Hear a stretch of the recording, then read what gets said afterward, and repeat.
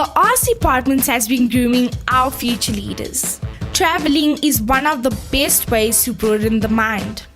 This trip encouraged students to reach above 80% for every subject, to be leaders in school and church, and most of all, to be mentors. Our first stop was Fastless, a place in Wales. We had fun sporting activities that was all about team building, followed by testimonies. Waking up early, breakfast and exercise was a daily routine. We then explored Wales, applying what we learned at Fastless. London Middle Park was our next stop, where we visited the Oxford University for some orientation and information on how to become an international student. France Paris was our last stop on this trip. We celebrated Independence Day with the French people at the beautiful Eiffel Tower.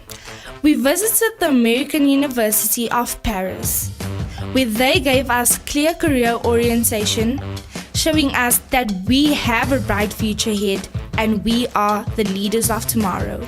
We ended our trip with some fun at Disneyland.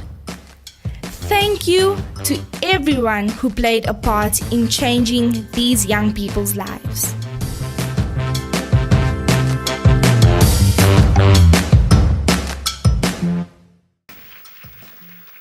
Reverend Carl, Pastor John, it is such a privilege to be stepping into a church and to live your passion. And for me to train young minds, old minds, lazy minds, it is a pleasure. We look at our destiny vision.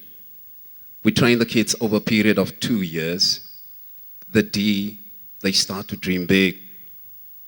They're dreaming about being astronauts, pediatricians, and all the other specialities that we need in our church, in our country.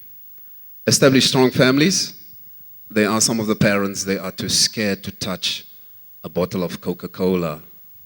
If you want to know more about that, ask Pastor Regan. 6, social justice. They are the children, the leaders that are on board. And when we go on building projects to build orphanages, these young people throw their weight fully behind that. And they excel at that. Train and equip. I've mentioned that we train them over a period of 2 years. They learn about the 9 leadership styles. They learn about the 7 habits of highly effective teens. And if you want to find out whether they're effective, you speak to them. Ask the daughter of Pastor Regan. It sounds like somebody had Dogma this morning, the dog. You can ask Sister Nettie van Rooyen's daughter, speak to them. Don't take my word. Speak to the young people.